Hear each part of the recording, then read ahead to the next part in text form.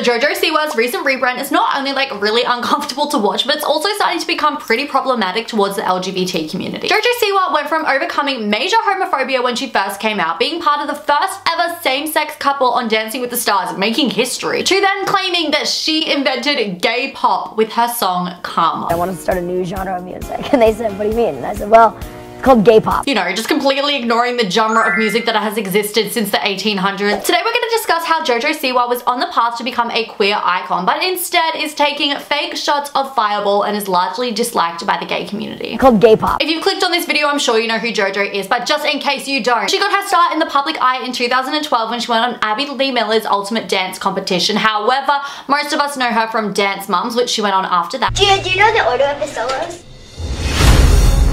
JoJo, have you learned nothing? After Dance Mom, she ended up signing a contract with Nickelodeon and became one of the biggest kid entertainers in the world. Then in January of 2021, JoJo Siwa shocked the world when she came out, and she did this by posting a photo on Instagram where she was wearing a shirt that said best gay cousin ever, and the caption was something along the lines of like, oh, my cousin gave this to me. JoJo was only 17 years old at the time, and in an interview with People magazine, JoJo said that she really expected the response to her coming out to be really positive, and although a lot of people were positive, she received a lot of negativity and backlash, with parents commenting that they'd never buy her merch again, that they'd refuse to let their kids ever watch her again, and poor JoJo didn't sleep for 3 days. JoJo even said in a more recent interview that when she came out, a lot of corporations actually told her that it was the wrong choice and that she shouldn't be telling her young audience that she's gay. But the LGBT plus community accepted her with open arms, with people like Elton John congratulating her on like her ability to be her true self and come out to the world. And only a year after coming out, JoJo made like queer history, because when she was only 18 years old, she appeared on 2021's Dancing with the Stars, and she was part of the first ever same-sex dancing partnership in history. And this really cemented JoJo as like an icon in the queer community. JoJo was making major waves and major progress for the gay community, and she was only 18 years old. As time went on, JoJo Siwa became friends with G Flip, and this is when her first ever like gay controversy started. So if you haven't heard of G Flip, they're a non-binary Australian artist. We love them over here, and they're actually dating Chriselle from Selling Sunset. And as JoJo began to spend more time with G Flip, fans started to notice that JoJo's style was really morphing into like a G Flip 2.0. I'll be honest, when I saw a couple of TikToks from JoJo, I genuinely thought it was G Flip until JoJo started talking. But G Flip didn't mind. As in an interview with BuzzFeed Australia, they said, being a queer person, and JoJo's queer, when you're growing up, experimenting with different styles and fashion is like such a great way to help find your identity and your sexuality or gender identity. I think good on JoJo for experimenting with style and looks, and JoJo came on some podcasts recently and was like, yeah, I've been trying to dress like G after we worked together, and it was really cute, and you know, it's flattering. And I think that this statement is so incredibly accurate. When you first come out, it feels like you've been hiding your true self for years and that you're finally able to be your real self. As such, it's almost like a canon event for queer people who have recently come out to experiment with their style. Lord knows I did. I had pink hair, it was a whole thing, and it did not suit me. But it's a part of the journey, you know, you're experimenting with your own personal style, and this is especially common for masks. It's pretty common for masks to start off their life like wearing dresses and everything because they feel like they have to, and then over time they realize, oh my god, if I don't want to wear this dress, I don't have to. And then they change their style into something they're a lot more comfortable in, which is usually a little bit more masculine. And JoJo Siwa is going through this journey that many women before her have gone through, which is completely normal, and again, just like great queer representation for people that are going on the same journey. I've seen online a lot of people hating on JoJo Siwa's outfits, which I agree. I do think her outfits could use some work. However, a lot of people are wanting her to go back to a more feminine style, and I don't think that's very fair. JoJo said in multiple interviews that she does not like to dress feminine. It makes her feel really uncomfortable, and I think a lot of women out there would relate to this statement completely, and I think it's really cool that we're seeing someone in like the mainstream media go through their queer style journey. So I don't like her style, but I can like understand her, you know what I mean? This is basically to say this has been her queer journey so far that I have been obsessed with. I thought she was so cool, and I thought that she was just like a great person, but I was wrong, because this now brings us to the JoJo Siwa rebrand. And honestly, I don't have any issue with JoJo Siwa's rebrand. It's a little bit odd. It's a little bit like a teenager trying to act like they're grown, but whatever she wants to do, whatever. I really did not have a problem. That is until JoJo Siwa started to claim that she had invented gay pop. I want to start a new genre of music. And they said, what do you mean? And I said, well, it's called gay pop. Songs like Applause by Lady Gaga. It's the On My Own Miley Cyrus. Can't Be Tamed Miley Cyrus. Karma. It's that world of music. The level of narcissism and just delusion that you have to think that by releasing one song, you have created a new genre called gay pop is just pure delusion and also incredibly destructive. Now, in this interview, JoJo Siwa said that it's like K-pop, but gay pop, and that Applause by Lady Gaga can't be tamed by Miley Cyrus and Karma by JoJo Siwa are this new thing called gay pop. Firstly, to put yourself in the same category as Miley Cyrus and Lady Gaga, two like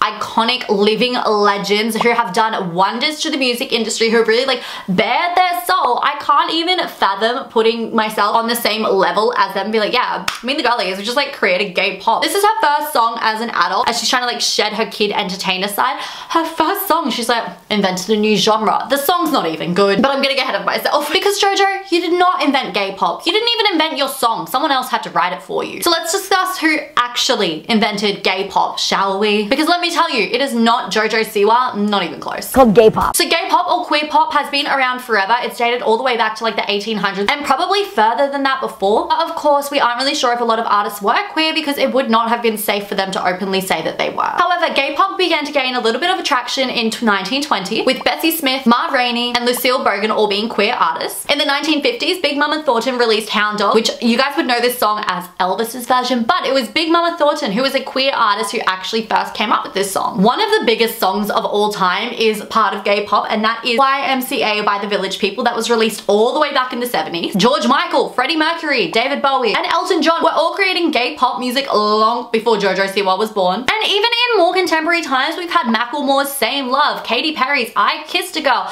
Lady Gaga's Born This Way. The list goes on, and the point is that gay pop has existed for a very long time. And JoJo's willful ignorance mixed in with just plain narcissism to say that she's invented gay pop is extremely damaging to the LGBT community and just downright embarrassing. The reason that it's damaging to the LGBT community is just the willful ignorance and erasure of the people that came before her that JoJo is participating in. A lot of people had to fight really hard in the past to get us to the point where we are at today within the LGBT community. A lot of people had to sacrifice a lot to be able to make the sort of songs that they do, and then to just have this like 21-year-old steamroll in with one song that is not even doing well. Like, these are chart-topping songs from the past that are considered gay pop. JoJo Siwa comes in with a TikTok song and says she's invented gay pop. Called gay pop. It just makes me so annoyed to completely erase all of the hard work that people have gone through before you and think that you're the first person to ever do this. It upsets me. It upsets me. Especially because we are so blessed to live in a time where being gay is largely accepted. Of course, JoJo Siwa still went through hell when she came out, but not as bad as the people that came before us did. So for them to go through all that, be able to still make their music, work so hard to get there, and then to just steamroll in and be like, that doesn't exist, I invented gay pop, is just insane. Another issue with JoJo Siwa making this statement that she's creating gay pop is that her music sucks. And I know what you might be thinking, like, Annie, it's doing really well on TikTok, a lot of people are talking about it, and yes, I agree, a lot of people are talking about it, but is anyone talking about it in the way of like, guys, this is actually a good song, like me and my friends love it? No, everyone's talking about how it's a bad song, how it's a little bit funny, it might be a little catchy, but no one is going out of their way to listen to JoJo Siwa's music. No one's listening to her artistry, do you know what I mean? Our #1 first place overall goes to Karma by JoJo Siwa with record-breaking 3.1 million dislikes. Meanwhile, a majority of the contemporary gay pop songs are performing incredibly well. They are chart-topping and they are about the gay experience. Such as Troye Sivan singing about his first time bottoming in Bloom. Renee Rapp sings about her tendency to fall for straight women in Pretty Girls. Lil Nas X talks about being in the closet in Montero, you know what I mean. Peach PRC and Chappell Rowan sing about their first time having a crush on a woman in their songs. Then JoJo Siwa waltzes in with her song Karma that is devoid of any authenticity, commercial success, or vocals, and claims she made gay pop. It's just embarrassing. So JoJo Siwa has since come out and said that her statement was taken out of context and that she merely meant to bring more attention to the gay pop genre, as she didn't think that the general public knew about it. Again, just so incredibly ignorant and narcissistic. And mind you, in her initial statement where she was talking about gay pop, she included Lady Gaga's Applause and Miley Cyrus's Can't Be Tamed as examples of gay pop alongside her song Karma.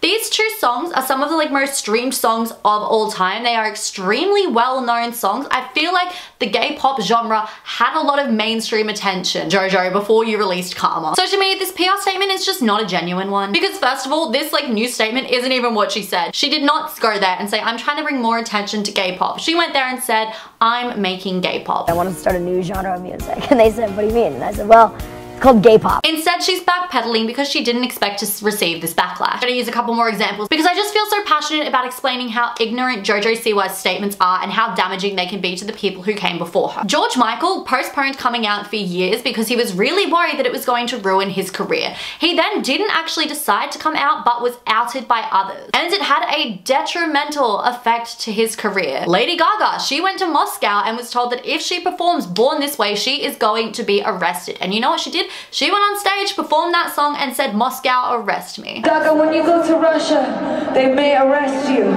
I said, arrest me. Arrest me, Moscow!